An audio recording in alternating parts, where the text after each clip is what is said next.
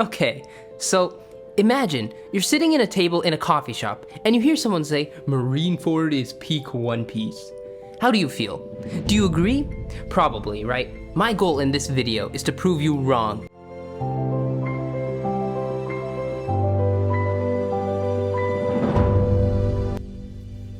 I think that every legendary show has at least one arc which is an undisputed masterpiece. That's not to say all the other arcs aren't amazing, just that they stand head and shoulders atop the rest. When I think of masterpiece level arcs, I'm obligated to include arcs like Hunter x Hunter's York New and Chimera Ant arc, FMAP's Promised Day arc, Death Note's Lolliet arc, Kaguya-sama's Ishigami arc, The Promised Neverland's Jailbreak arc, and countless others. When I listed out all the masterpiece arcs I was able to think up, I started to notice many similarities and patterns among them. I noticed that they all had the basics, well-written characters and a non-linear storyline, obviously, but I noticed some more peculiar trends. For example, rather than focusing on the character development of a single character, these arcs consistently developed a multitude of characters using the same events. These events affected a variety of characters, each in their own unique and realistic way. Another trend I noticed, and perhaps most importantly, most of these arcs alter the show's very ideology. What do I mean by this, you might be asking? Shows are set up with an ideology in mind that pervades through the world the author has built. It represents what the show is trying to tell us. A show like Fairy Tail wants to teach us the power of friendship. A show like Breaking Bad wants to show us how scary the world truly is. What most masterpiece level arcs do is, almost without fail, contradict the very lesson the show tries to teach us. An arc like the Chimera Ant arc takes the story of a kind-hearted boy and his journey as he builds a family through friendship and determination, and flips it on its head to a story about a raging psychopath hell-bent on revenge, even willing to lose his family of friends in order to achieve it. These arcs simultaneously create, utilize, and subvert expectations to tear the story wide open. I bring up these two examples, of many, in order to demonstrate that arcs are quantifiable to an extent. Two arcs can indeed be compared, and with relative objectivity, one can be crowned a better or more important arc. It's this premise that allows me to explain to you why I believe that Marineford is not the best arc in One Piece. So to take 2 steps forward, I have to take 1 step backwards. What exactly is the purpose of the Marineford arc? In my eyes, Marineford is not simply a story of incredible scale, but also one of deep and thorough defeat, and the downfall of Monkey D. Luffy. The seeds of the latter were sown long before the events of Marineford, before Luffy's entrance, and even before Impel Down. The story really begins in the Sabaody Archipelago. As the Straw Hats arrive in the Sabaody Archipelago, we're introduced to the Worst Generation, a set of infamous new pirates with a bounty of over 100 million berries. The introduction of the Worst Generation shows us that Luffy is not the only pirate with great potential. What's more, one of the rookies, Captain Eustace Kidd's bounty, even surpasses Luffy's, meaning that the Navy doesn't even see Luffy as the biggest threat. We begin to realize that the New World is unlike anything the Straw Hats have yet encountered. They're no longer big fish in a small pond, but small fish in a big sea. This idea becomes undeniable upon the arrival of Admiral Kizaru and Bartholomew Kuma. For the first time in the entire series, the Straw Hats are defeated without a shadow of a doubt. Even as Kuma rips through Luffy's nakamas one by one, he can do nothing but watch. Until only he's left. And this is the moment Luffy hits rock bottom. Never before has Luffy been so unable to protect his friends, so useless, and so powerless. He falls to his knees and starts crying. As Kuma approaches Luffy, he can't even muster the strength to fight, and accepts what he believes to be death. As the story progresses to Amazon Lily, and eventually to Impel Down, we still carry the repercussions of the event in the Sabaody Archipelago. With all his losses, we start to lose our trust and belief in Luffy, that he may not have what it takes to break into Impel Down and save Hiken no Ace from his impending execution. And we're right. Not only is he unable to save Ace, but he loses almost every fight. He constantly relies on others. He needs Boa Hancock to break in, he needs Buggy, Mr. 3, and Bon Clay to break out. He needs Ivankov, Jinbei, and even Crocodile to attempt to save Ace once again. It begins to dawn on us that this arc may be unlike all others. Instead of the climax being one of triumph and determination like we've seen in every arc previously, we may be greeted with one of sadness and loss. If he can't save his crew, could he really even save Ace? But here's the thing, Luffy has no other choice than to try, and he decides to join the War of the Best. As Luffy arrives in Marineford, the story changes beat. It becomes more dynamic. Our attention is grabbed by the culmination of almost every named character and storyline in the series. The tension and hype rises masterfully. It draws our attention from Luffy's sorrow. The amalgamation of incredibly powerful and mysterious characters like Whitebeard, Mihawk, and Akainu makes it so obvious. Luffy just doesn't compare to anyone there. He's flat out not strong enough. The tension rises until it doesn't. The climax. Hiken no Ace dies in his brother's arms. Like his crew, Bon Clay, and now Ace. People who protect Luffy get hurt. This was the absolute perfect moment. A climax of both tension and sorrow. Luffy is shattered beyond a husk of his former self, and for the first time, he doesn't believe what it takes to become Pirate King. I'm not saying that Marineford isn't an amazing and masterful arc. It truly is. But I don't believe it's the best arc in One Piece. So, why don't I think that Marineford is the best arc, even though I could talk about it for hours on end? Most of the problems I found with the Marineford arc stem from its strongest point, its scale. Marineford lacks many aspects of storytelling and character development in order to be able to introduce so many new characters.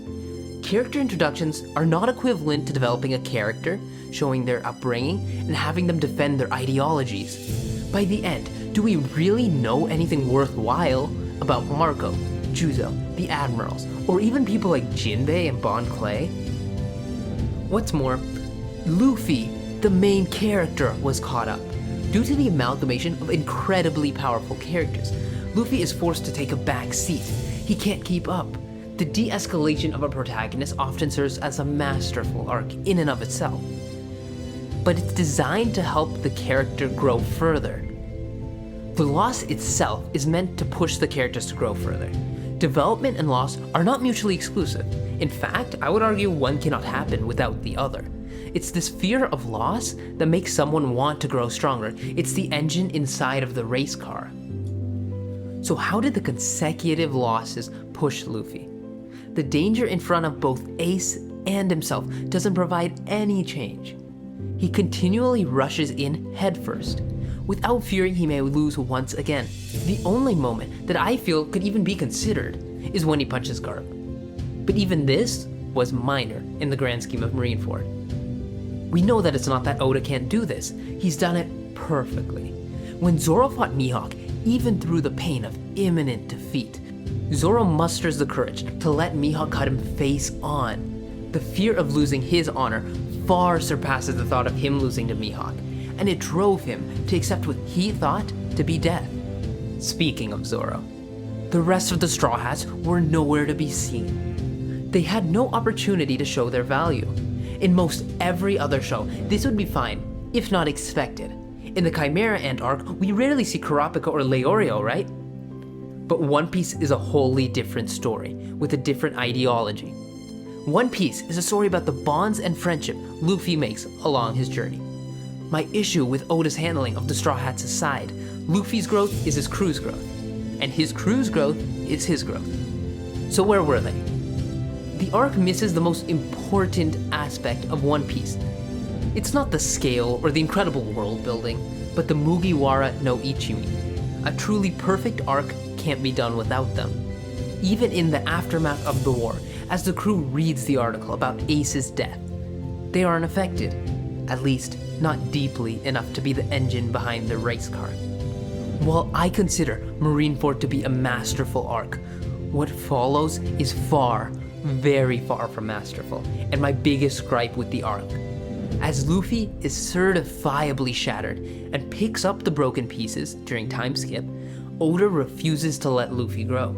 By now, Luffy should have realized that there are things out of his control. His promises can't always be kept.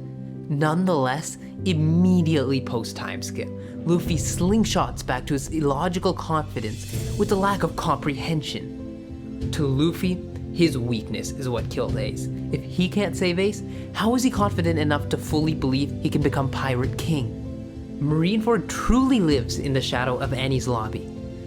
We begin the arc by meeting Aokiji, who decimates the Straw Hats. Thus, Luffy begins to fear that he's unable to protect his crew.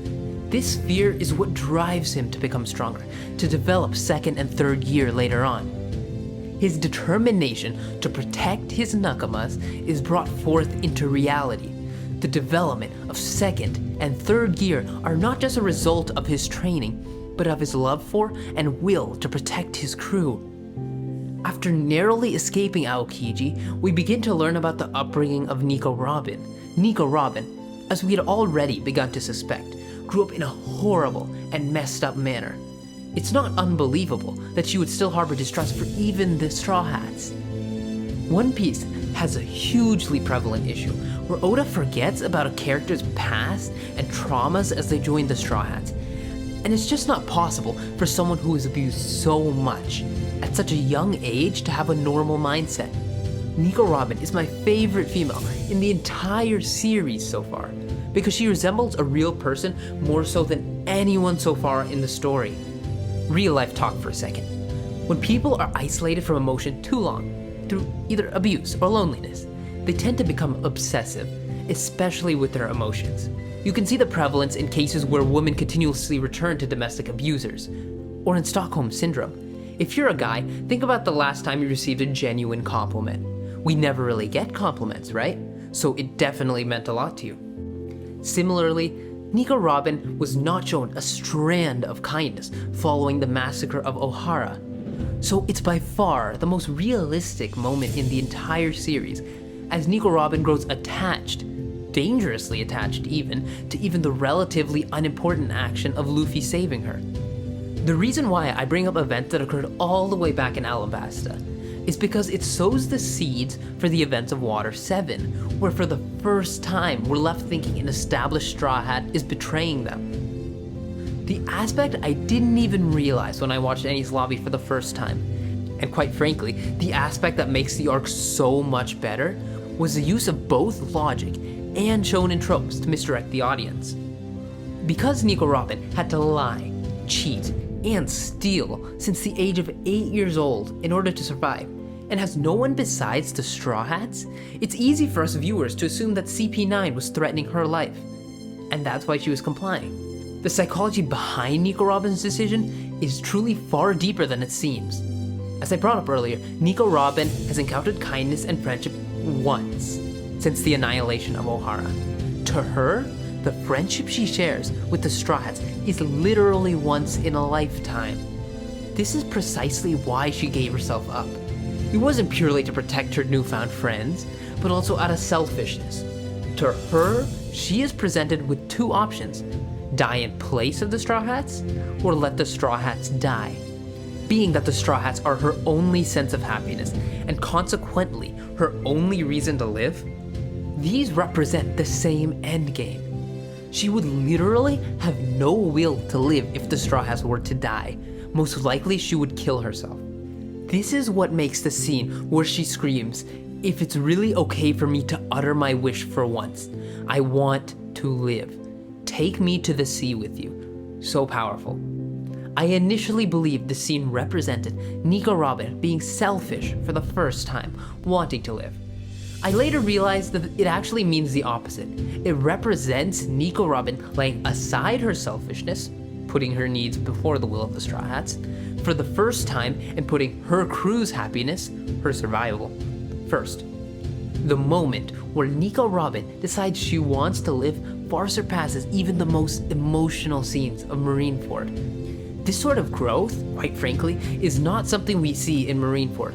Marineford's nature, a climactic end to the conflict between the Navy and the Whitebeard pirates, disallows any sort of individuality and personal growth. Whereas in the Water 7 saga, we see a story from start to finish.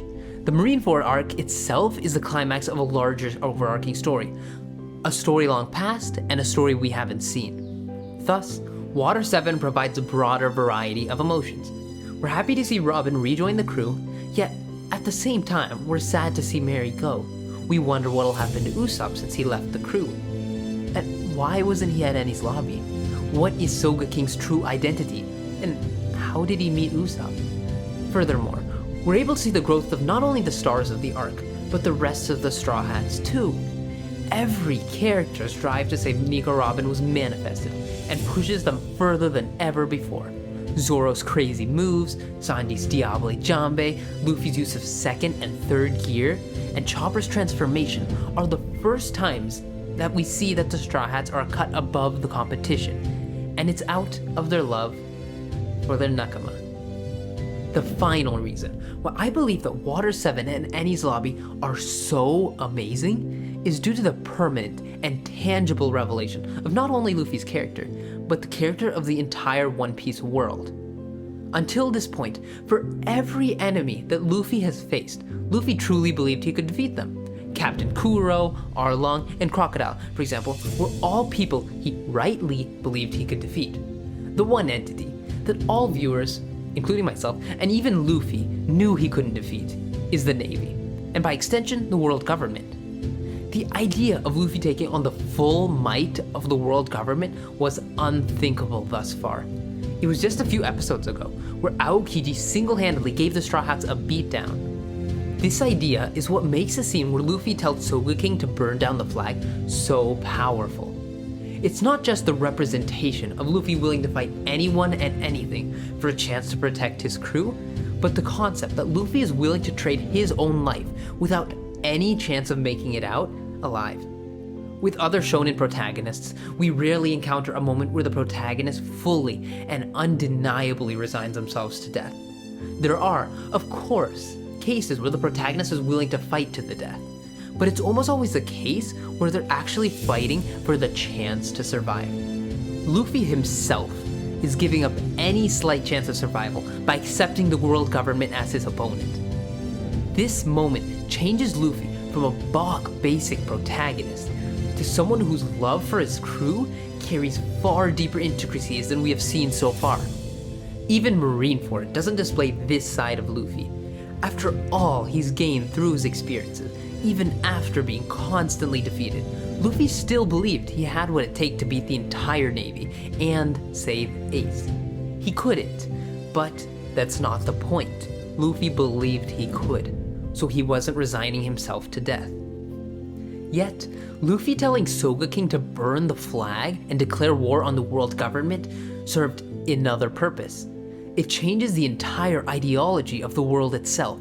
Until this point, One Piece was about the journey of a kind-hearted boy and his kind-hearted crew as they fight the darkness of the world to achieve their goals and rid the world of darkness. The world government, in this case, represents the world itself, and the darkness being people like Crocodile. As Sogeking burns the flag, it becomes apparent that the darkness of the world isn't what the Straw Hats need to conquer. Rather, they need to conquer the world itself. It throws out the idea of objective morality. After all, if the world government is protecting people, how could they be immoral? And demonstrates that morality in the world of One Piece, like that of our own world, is completely subjective. Enies Lobby showed us that Luffy is the agent of his morality and will bring a new coming to the world.